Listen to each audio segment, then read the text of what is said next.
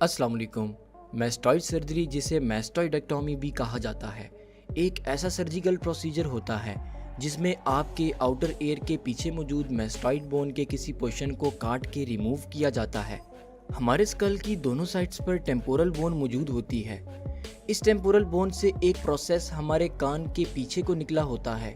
इस प्रोसेस को mastoid process या मैस्टॉइड बोन कहा जाता है। आप इस बोन को अपने कान के पीछे हाथ लगाने पर महसूस भी कर सकती हैं।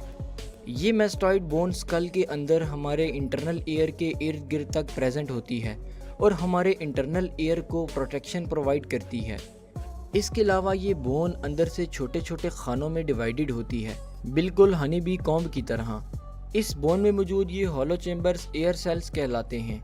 ये एयर सेल्स एयर प्रेशर को रेगुलेट करते हैं, जिसकी वजह से इंटरनल एयर अपना फंक्शन ठीक से परफॉर्म कर पाता है और हम आवाज़ों को अच्छे से सुन पाते हैं।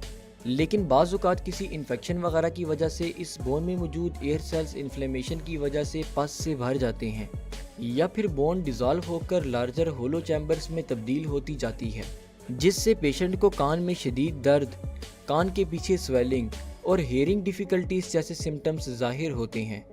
इस कंडीशन को वक्त पर ट्रीट करना ज़रूरी होता है, अदरवाइज़ ये इन्फेक्शन स्कल के अंदर फैल कर ज़्यादा बड़ी कॉम्प्लिकेशंस कॉज कर सकता है, जैसा कि मेनिंजाइटिस वगैरह। मैस्टॉइड बोन इन्फेक्शन ज़्यादातर मिडल ईयर के इन्फेक्शन से फैलता है, जो कि बैक्टीरियल इन्फेक्शन होता है, और आजकल वाइड रेंज ऑफ एंटीबायोटिक होने की वजह से इसे ट्रीट करना आसान हो गया है। फिर भी कुछ पेशेंट्स में इस कंडीशन को मेडिकेशंस के ज़रिए से ट्रीट नहीं किया जा सकता, तो ऐसे केसेस में फिर सर्जरी का सहारा लिया जाता है। सबसे पहले डॉक्टर पेशेंट की डिजीज़ को प्रॉपरली असेस करता है और सीटी स्कैन इमेजेस ली जाती हैं ताकि इन्फेक्शन की लोकेशन का पता लगाया जाए।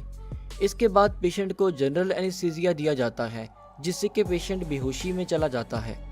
इसके बाद डॉक्टर आउटर एयर के पीछे से एक इंसिजन यानी कि कट लगाकर मैस्टॉइड बोन तक रसाई हासिल करता है। कट कितना बड़ा लगाना है ये इन्फेक्शन की सिवियरिटी और लोकेशन पर डिपेंड करता है। इसके बाद डॉक्टर अपने सर्जिकल इंस्ट्रूमेंट्स की मदद से मैस्टॉइड बोन के इन्फेक्टेड टिश्यू तक पहुंचता है और फिर उनको काट कर रिमूव कर देता है। इसके साथ साथ अगर पस वगैरह जमा हुई हो तो उसे भी ड्रेन किया जाता है और ये मेक श्योर किया जाता है कि कोई इन्फेक्शियस एजेंट अंदर बाकी ना रह जाए, जिससे कि दोबारा इन्फेक्शन होने का ख़तरा हो। जब सर्जन डिजीज्ड मटेरियल यानी कि इन्फेक्टेड पार्ट को रिमूव कर देता है तो फिर इंसिजन्स को सुचर्स की मदद से क्लोज कर दिया जाता है और पेशेंट को रिकवरी एरिया में शिफ्ट कर दिया जाता है, जहां पर पेशेंट कुछ वक्त के लिए अंडर ऑब्जर्वेशन रहता है।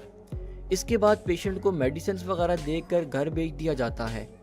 आज के लिए इतना ही, मिलते हैं अपनी नेक्स्ट वीडियो में। तब तक के लिए मुझे इजाज़त दें। शुक्रिया। अल्लाह हाफिज़।